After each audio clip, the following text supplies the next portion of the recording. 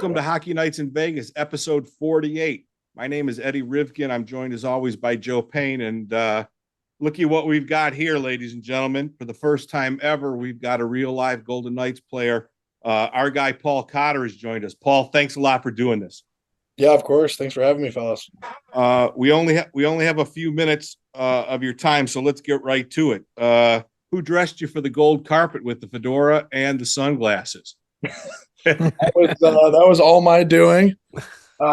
Figured it would be a good publicity thing, the fedora, but it sure did work. Yeah, no doubt. It was nice. I love it. I think it's classy look. So a few of the guys have different opinions, but I love it. Yeah, it's a very Vegas-y, very Sinatra-esque, vintage Vegas kind of look that you rocked on the red carpet that day. That's right.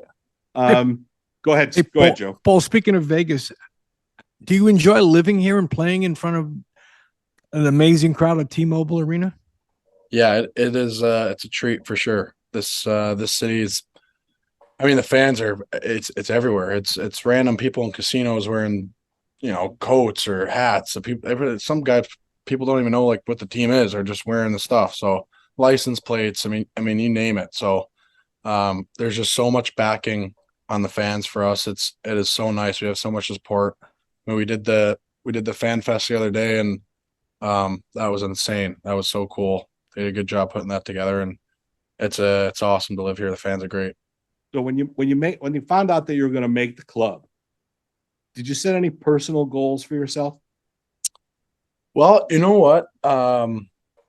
I never really knew I made it. Kind of, it was like the weirdest thing. I mean, you see like videos of like Cody Glass and a few other guys where they pulled them into the locker room, and GMs are kind of like, "Hey, you made it." And me and Jake Lecision were kind of on the bubble, and we didn't really know.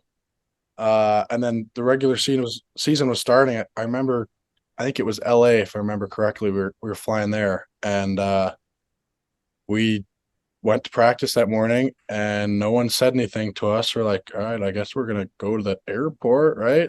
And then we kind of got on the plane, and we were playing, and we're like, all right. We went to dinner that night, and we were like, I think we did it, dude. That's Really amazing. You had no moment. Yeah, no, it wasn't put there, but yeah, it was kind of like, all right, I think we did it. Hearing it or finding out that way, did that make it even more special? I think so, yeah, because there's so many people who reached out and were like, hey, like, what's the final verdict? And I'm like, I don't know. Like, I'm just gonna kind of roll with it. So, yeah, I think it was good. I mean, ultimately, my goal was a lot more than to just make the team. So, right. I'm kind of happy there wasn't really the, hey, you made it, great job. Like, there's, and I think that's why they didn't do it that way. I think they knew I had a little bit more potential than just making the team. So, right. So yeah, I'm happy the way it worked out so far. So, Paul, speaking about making the team, what was your mindset going into the training camp this year as opposed to last year? Was it different? Did you think you had a better shot at making the team this year? Because you made the team on a fully healthy Vegas Golden Knight roster. A lot of rookies get breaks where, an established veteran player is injured and you kind of feel, next man up kind of attitude. But when you made this team, the Vegas Golden Knights were 100% healthy. So you made it on your skill and skill alone. Was your mindset different this training camp than last training camp?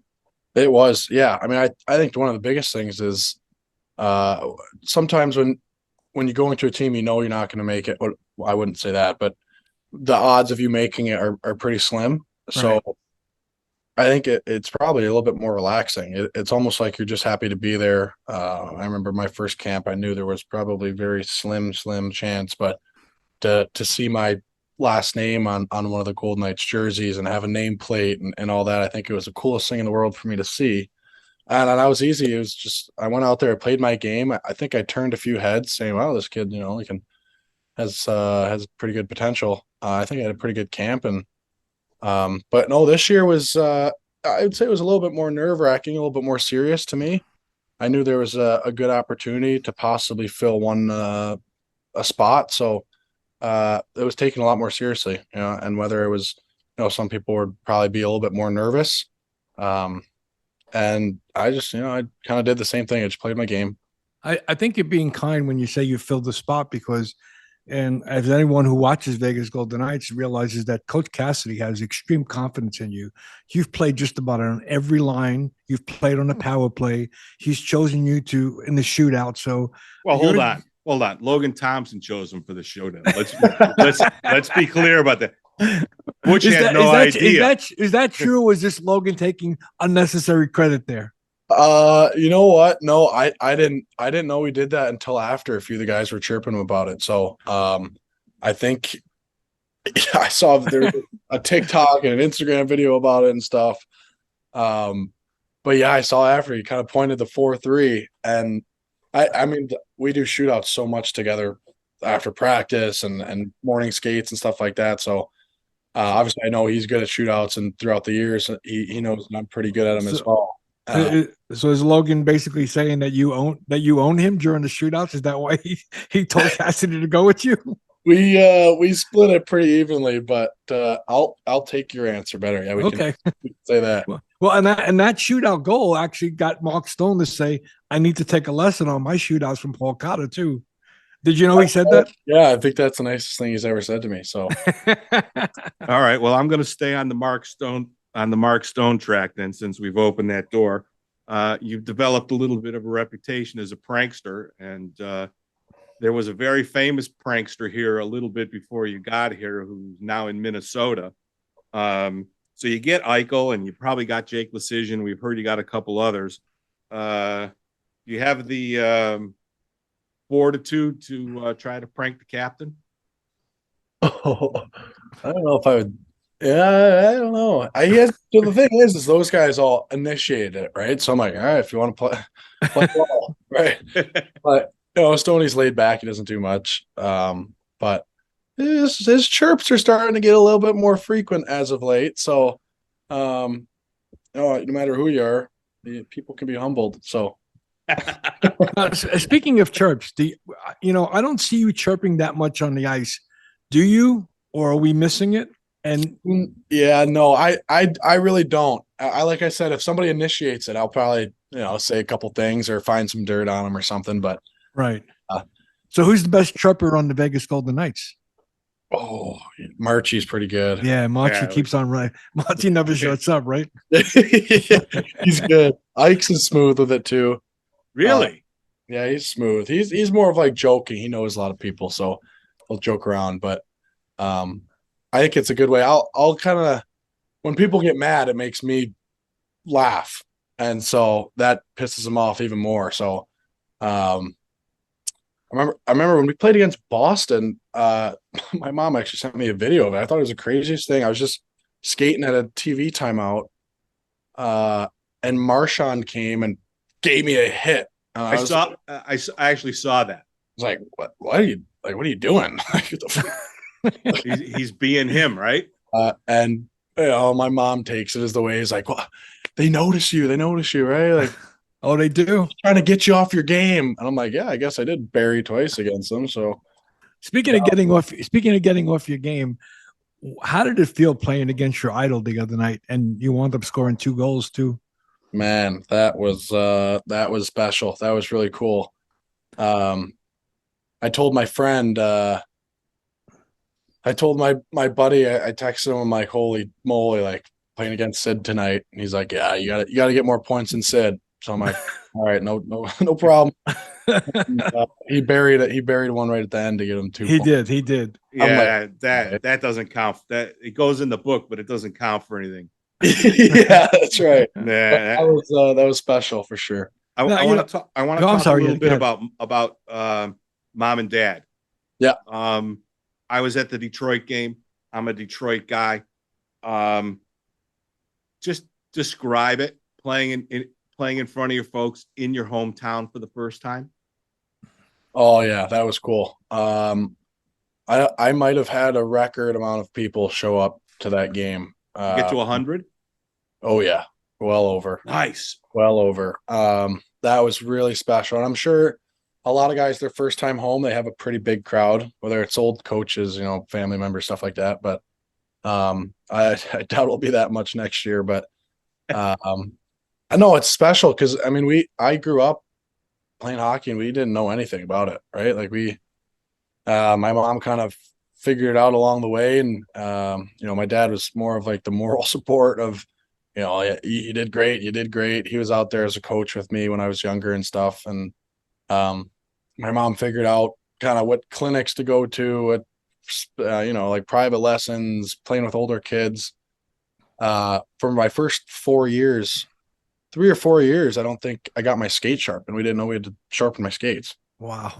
Like, that shows it just kind of came out of nowhere. So, I mean, their passion for it, is probably equal to mine. So they've done a great job. And I think going back, and even in Boston and Columbus too, and my mom and sister were there, it feels nice to me to kind of, maybe show them like, hey, look what you guys did. Like, Yeah. we did this together. Right. So, So Have now you been you, out- now you do get your skate sharpened a little bit more frequently, correct? yeah. Yeah. I know to do that now. have your folks been out to the Fortress to see a game yet? They have. Yeah. They saw my first NHL game here. And then my second one against the Wings, they were gonna stay as long as I was in the lineup. I no doubt in my mind. And then I showed up to the rink on game day against the Wings, and I was like, shoot, like Minnesota, I think. Yeah, second one was Minnesota, and I saw the lineup. I'm like, I'm not in, and so they had a flight booked just in case I wasn't playing, and so they headed to the airport, and I don't know, 20, 30 minutes later, I was eating breakfast, and Kreger comes up. He's like, hey, make sure you're ready to go tonight. We're not sure somebody's feeling sick or whatever. I don't know who it was. I can't remember, but sure as shit, I was in the lineup that night and scored my first NHL goal when they were on the plane. So Oh, Oh, that sucks. oh. but they've seen plenty. They've seen shootout winners in Columbus, obviously in Pittsburgh. They were there in Chicago too for big hit. Got So smoked. Yeah. So your parents were instrumental in basically in developing your hockey career. Oh, 100%. Yeah. 100%. Yeah. Yeah. Go ahead. Tell us about Phil Kessel. You two seem to have sort of, I don't know if it's big brother, little brother, or if it's twins, or there's some kind of something going on all the way down to the barber poles on both of your sticks. What's going on with you and Kessel? Yeah. You know what? It was crazy because obviously I was growing up, I was a Pittsburgh fan. So Crosby, Malkin, Kessel, Letang are like the guys that I pretended who I was when I was sticking out in the basement. Like I was saying all those names, doing little fake shootouts and stuff. And when he got traded to Vegas, I remember I was in my basement playing cards with a few of my buddies, and I was like, oh my gosh, like I'm gonna be at the same camp as Phil Kessel. And in preseason we were line mates, and I was like, this is insane. Like, and so and he's so funny. He loves to just he's chill, he's having fun, and at the start of the season I was pretty hard on myself, and he was like, man, just chill out, like relax, like what are you worried about? I'm like, I'm trying to make a team here, Phil. He's like, "Oh, whatever, like it's overrated, like yeah. Hey, I'm sorry, Paul, but Like, it's ironic that even though you grew up in Detroit, your idols were Pittsburgh Penguins. Was there anyone on the Detroit team while you were growing up that you kind of looked like, hey, I like the way he plays. I like to tailor my game somewhat like him. yeah, yeah, for sure. I mean, I loved all of them. They were a powerhouse team. Our friend or my parents were really, really close with the Lidstroms and Holmstrom. So they came over for barbecues and stuff. Nice. Yeah. So just to see Nick and how he conducts himself on and off the ice is a huge reason of, how I am. And kind of being around some of those guys. I mean, you see them, right? You see how they conduct themselves and how positive, but well spoken they are. And that's a big part of who I am now because of that. But yeah, and I think it's funny to Phil now that I mess with him because everybody has so much respect for Phil Kessel, and I'll say a few things here or there where he's like, this rookie's talking to me like that, so now he's starting to give back, and we just go back and forth, and we seem to have a lot of success together when we play with each other too. So it's nice, it's fun, it's awesome. Yeah, and you mentioned that, like when you said the Phil says this rookie talking to me. Usually, when a new player in the NHL, they're basically told to keep your eyes open, keep your ears open, keep your mouth shut. You have the personality where you keep your eyes and ears open, but you're not afraid to speak up. I mean, you've pranked a Stanley Cup winner and a veteran in Petrangelo. I mean, that's crazy that you surrounded his car with like cinder blocks. Yeah, Eichel. Yeah, that was. Did anyone without giving any names up? Did anyone help you in surrounding the car with those cinder blocks, or were you? I had help. You did have help. You know what? I can. Maybe I can't say it. Is it too? Jay? Okay. Well, so it's known that Jake, right, is with the Rangers now, so he can't be punished by Eichel anymore. Yeah, a little bit. There's no way I was moving those things by myself. They were. Yeah, I figured that, but that's pretty ballsy on your part to, pretty much prank a Stanley Cup veteran and one of the leaders on the team. Oh, for sure. Yeah, I mean, it helps too. Like, this team is so close. I mean, when we went to Montana, there was such a bonding experience there all together, and like everyone's close. There's a lot of teams. There's kind of cliques or guys that you don't really talk to this guy very much. All right. Everyone messes around. You get chirped from this guy today, tomorrow. It's awesome. So you can feel a little bit more comfortable messing around with certain guys because you talk to everybody. And yeah, I haven't been on a team like that in a long time. And this leads me up to this other question that Eddie and I have had multiple conversations about. Your impressive road record. Do you attribute that to the fact that when you guys are away on the road, it's nothing but hockey and bonding and just, pretty much, as Eddie calls it, a pure business trip where there are a lot of distractions when you're playing at T-Mobile? Yeah, 100% for sure. I mean, when we go on the road, I like it, right? Because, you go out to dinners with guys, and here a lot of guys are a little bit older. So, they take care of families and the wives and fiancés and stuff. So there's not too much that happens here, but on the road, it's nice. We all go to dinner together for the most part. And a few of us play cards, and it's relaxing. It's nice. You're with the guys at all times. Nobody's in their rooms. Everybody's most of the time together. So whereas other teams in the past I've been on, you go to dinner with 2 or 3 guys, go back to your room, go to sleep. Right. So, I think that's contributed to our road record are just how close our team is, like you said. So, yeah, I don't see that going anywhere. All right, Paul, we're pretty much out of time. So I have one last question for you. You have to pick one: a hat trick, a game-winning goal, or a shootout goal. Which goal? Shootout goal, all the time, 100%. all the money. No doubt. And that leads me to the very final question. If you tried the Michigan in a live game, what do you think Butch would say? You know what? I've talked with a few of the boys about that, actually. I mean, you've got the mitts for it. We know that. I've done it in practice a few times, but I'll tell you what, I don't think he would say anything. I think you'd see him maybe a little smirk on the bench if it goes in. If it goes in, right? If it doesn't go in, I don't want to know what he would say. Yeah, it would not go over well. All right, Paul, we really appreciate this. This is the first time that we've had a chance to have a player. We want to thank Nate and Garrett and India for helping us put us together. We got you a little something. We'll give it to you no way. Tomorrow night when we see go. you for the Florida. I told you I'm a Detroit guy, and I asked you before if you were a Buddy's Pizza guy, and you said you were a Hungry Howie's guy. That's right. So Hungry Howie's kicked down a $50 gift certificate for you and the boys to have some hometown pie. There we go. How about that? Yes, all you got to do is score a goal tomorrow, and then they'll bring you out for us media guys to talk to, and we'll hand you the card. We'll hand you the card, but it's yours. And, we'll get it to you one way or the other, though. We need to start doing more of these then. Hey, listen, there you go. those guys that are right off camera there, you got to tell them you're welcome anytime. We really Yeah. do appreciate it, Paul. Have a great rest of your season. And thanks again for spending a little bit of time with us. Yeah, of course. Anytime, fellas. Thank you. Thanks, All right, Paul. guys. Best of We'll luck the see you rest of the tomorrow way. night. Okay, Thanks, buddy. guys. Bye-bye. Take care. You too. How about that, boys and girls? 15, 16 minutes of free-flowing laughs and chirping and chattering with a live in-person Golden Knights player. And you could, his personality just blows comes up. out.